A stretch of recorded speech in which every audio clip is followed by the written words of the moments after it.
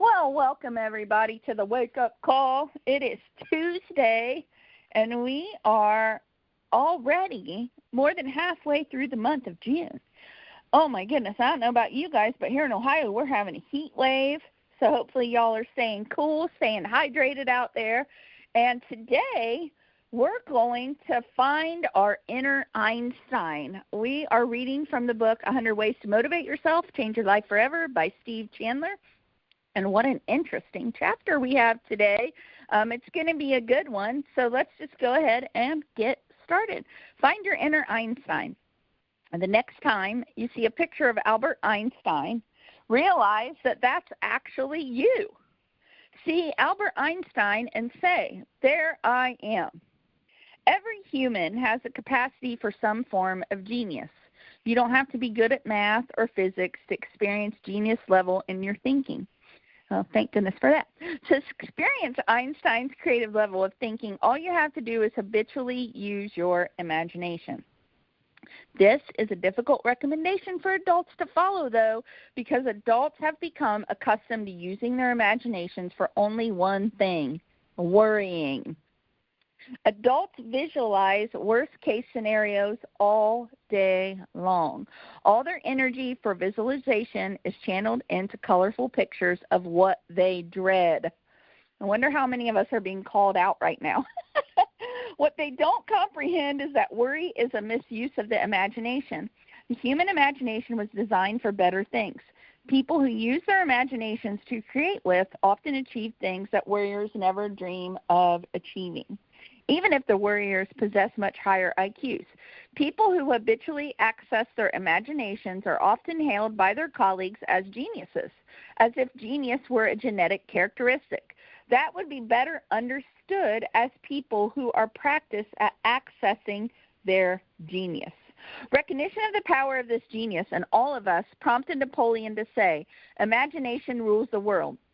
As a child, you instinctively used your imagination as it was intended.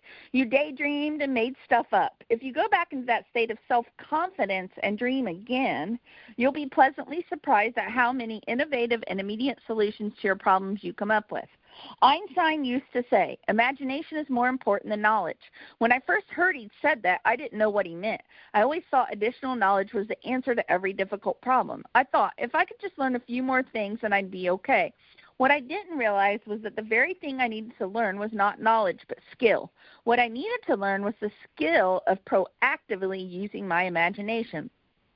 Once I learned that skill, the first task was to begin imagining the vision of who I wanted to be. Dreaming, in its proactive sense, is strong work. It's the design stage of creating the future. It takes confidence and it takes courage. But the greatest thing about active dreaming is not in the eventual reaching of the goal. The greatest thing is what it does to the dreamer. Forget the literal attainment of your dreams for now. Focus on just going for it. By simply going for the dream, you make yourself come true. Now I'm going to turn it over to Jamie, and let's see what he has to say about this. Oh man, so it's such a it's such a simple but a deep thing, and there's so many ways. But I think of two things that really came to mind, and I had already read the chapter, and then when you're reading it, it's like, well, it's completely different than kind of what I thought. But it's two things. Like number one is childlike faith, and it's just kind of having the courage to dream just because other people don't want to dream, or other people discourage dreaming, or other people want to be defeated. They'll always, discourage you and try to take your dream away or try to discourage you from that. And he said it best when he said, just kind of go for it. Do kind of your next hard thing. And it also made me think about just, as an athlete, I always kind of relate everything back to athletics. So I think athletics teaches us about life. And, the NBA finals just finished up, and, everyone can be an armchair quarterback or kind of criticized. But if you watch any of the good, even definitely the great athletes, they just use self-talk and visualization in a simple form of, just imagine, a basketball player. He's taken that shot, the game-winning shot, like 1,000,000 times in his life, and visualized it as a kid and dreamed about it and over and over and over. And then as simple as, we, with the boys, we do the powerlifting thing. And so it's a real, it's as much mental as it is physical. He's kind of teach the boys, like, you just want to, get into every lift, and you treat it like it's a kind of a personal record. And that way you're visualizing yourself doing those things. And that's just a really simple, like a right in front of you thing. But I think that it also, all those things apply to life. Sports applies to life. And, dreaming is something that probably even, a lot of times it's always, I know Holli, she always wanted to be a professional wrestler, right? And her parents, like Hulk Hogan, right? And her parents always said, you can do it. She wanted to be a first, female baseball player. And her parents always told her, you can do that. And, for me, I mean, it's the other side, right? I always wanted to play baseball, and, nobody ever spoke that into me. I always then wanted to play basketball. And, but no one as an adult spoke that into me. If anything, they discouraged me. So you probably can't do that. Why would you want to leave home and all these things? Like, it's hard, and I don't know which side you're on, whether your parents encourage you in every way, or if your parents maybe didn't speak that into you. But my thing is, whether you're a parent or not, be willing to dream, but also don't be a dream stealer from other people, right? Whether it's from your friend or certainly from your children, right? Encourage them, because, all things are possible through he who believes, right? So God can do all things, anything. If that was his plan for Holli to be the first Major League Baseball player that was a woman, then that would have happened. But that wasn't God's plan.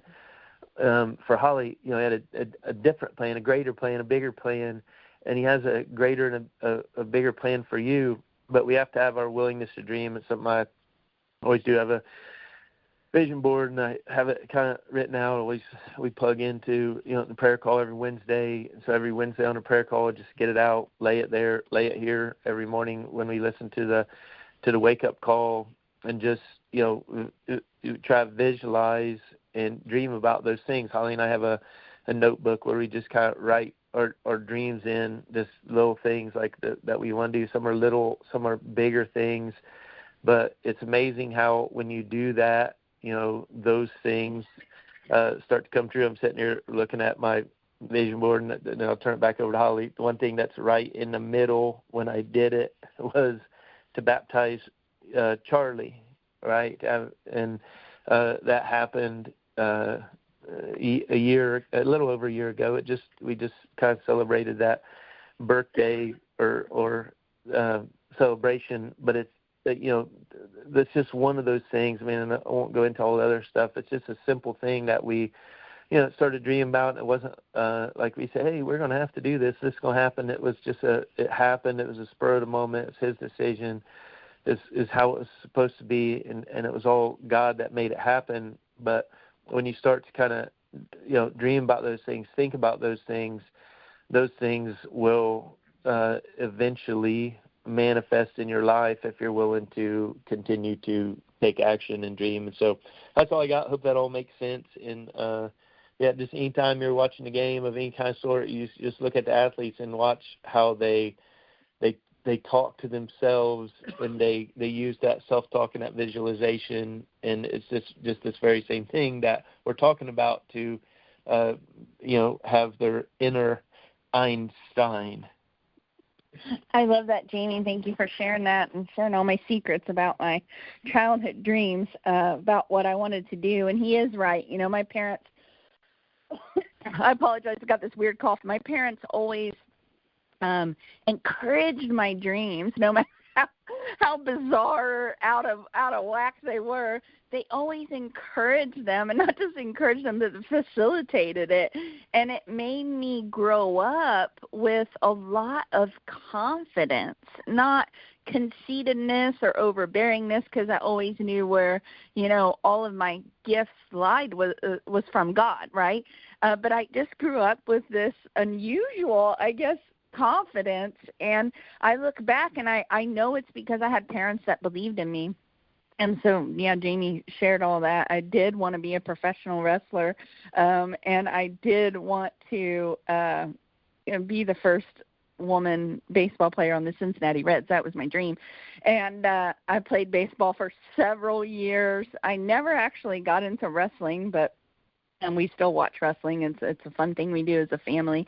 And what's so crazy, though, is I'm sitting here, and I want you guys to ask yourselves this question. It just popped in my head as Jamie was talking. Here it is. Do you worry more than you dream?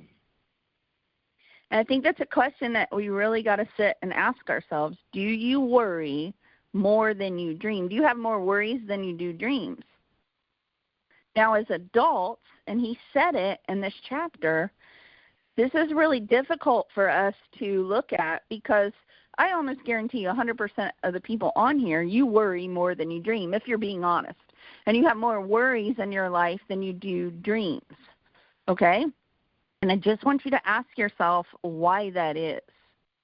Because at one time we were all kids, and at some point in our life, something happened. Maybe it was an incident. Maybe it was just over time that you started to realize, hey, I've got to get serious. I've got to get responsible.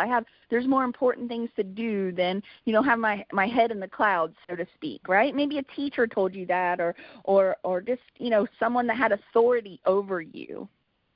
But I want you today to go back and try to think of a time in your life where you were just carefree. Maybe you thought you would grow up and be that astronaut. Maybe you thought that you would, grow up and be the president, or, maybe it was just simple as you just wanted to be a mother. I mean, I don't know what it is, but I want you to think about that. When is the last time? And I want you to go back there, and I want you to capture that again for yourself, because you're never too old to start dreaming again. And dreaming does something to you. It fires all these neurons in your brain, and it almost makes you excited for life again, and it almost brings back your inner confidence. Because when you're a kid, right, I mean, I think back when I was a kid, I thought, well, yeah, I'm going to get this wagon out, this little red flyer wagon, and I'm going to get in it, and, I'm going to have my friends push me down the sidewalk, and I'm going to pretend that I'm in an airplane. So I actually did that. That led to me having a broken arm. But nonetheless, I was believing that I was a pilot, right? And I don't want anybody to get hurt, but I want you to go back and just remember that. Remember those times, right? And visualize, like Jamie said, the inner child in you, and start to bring that back out. And really sit with yourself and say, okay, now wait a minute. When did that stop for me, that I stopped dreaming for my life? When did that stop? Because what's so interesting about this chapter is that little last paragraph where he says, forget the literal attainment of your dream for now. Focus on just going for it. Because when you just focus on going for it, whether you achieve that dream or not, by simply going for it, you make yourself come true. That's who you really are on the inside. That's who God wants you to be and called you to be. I mean, God is a God of dreaming, right? And so we got to think bigger than our worries. Because guess what? If we give it all to God, if we're believers, if we give it all to God, let him take that burden of worry. He's freed you up just to start dreaming again. So I really want you to think about that today as we end this call, and find your inner Einstein. Now, I don't know if next time you see a picture of Albert Einstein, you're going to say, hey, that's me. Wow, he's an interesting-looking dude, right? But the premise of that is dreaming is a form of genius. And if you ever wonder what that looks like, just go find a little kid. Just go find a little kid. I know Karen has her kids there listening to the wake-up call every day. They say good morning. Man, I wish I could be there to just see their faces when they say good morning. I guarantee you it's with a lot of joy. And I'm so glad that they're on here right now. We love you, kiddos. So just go find a kid and watch them. Watch what they do. Watch how they make believe. It's such a beautiful thing. So thank you for joining us today. Happy Tuesday, everybody. Jamie will unmute the lines. All right. Let's see here.